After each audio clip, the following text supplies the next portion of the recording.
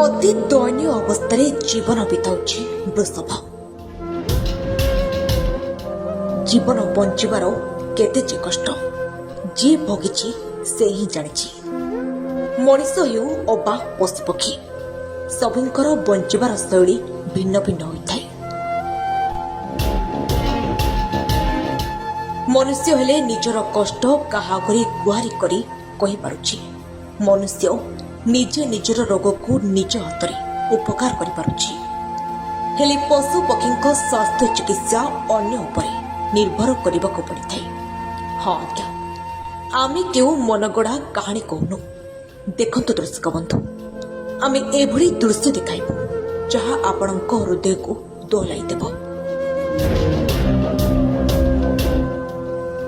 এই ଦୃଶ୍ୟଟି ହେଉଛି ଏକ ବୁଲା ସେଣ୍ଟରଟିର କେଉଁଭଳି କଷ୍ଟରେ ଜୀବନ ଅତିବାହିତ କରୁଛି।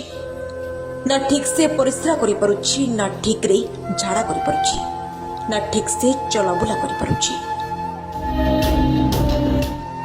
এই ଦୃଶ୍ୟଟି ହେଉଛି ବଡ଼ଚଣା ବ୍ଲକ କାଇମାଟିଆ ଗ୍ରାମରେ କିଛି ଦିନ ହେବ କେହି ଜଣେ ନିର୍ଦ୍ଦୟ ବ୍ୟକ୍ତି ଏହି ସେଣ୍ଟରଟିକୁ ଆଣି ଛାଡ଼ିଦେଇ ଚାଲିଯାଇଛି।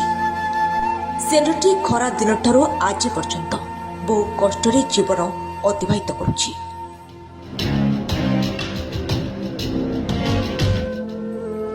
ଏଠି କହିବାର କଥା ହେଲା କେହି ସ୍ୱେଚ୍ଛାସେବୀ ସଂଗଠନ କର୍ମକର୍ତ୍ତା ଯଦି ଏହି ସେଣ୍ଟରଟିର ଚିକିତ୍ସା କରିଦିଅନ୍ତି, ନିହାତି ଭାବେ ସେଣ୍ଟରଟି କଷ୍ଟରୁ ଲାଘବ ହେବା ସହିତ ତାର ଜୀବନ ଅତିବାହିତ କରିପାରନ୍ତା। ଏହି ନନ୍ଦୀଟି ଛତିଆ କାଇମାଟିଆରୁ ଆଜି ଆସିଛନ୍ତି।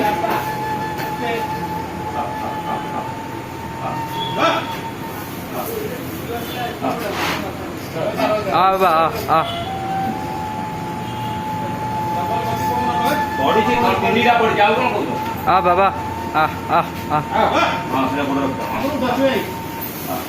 देखी क्या? हाँ देखी देखी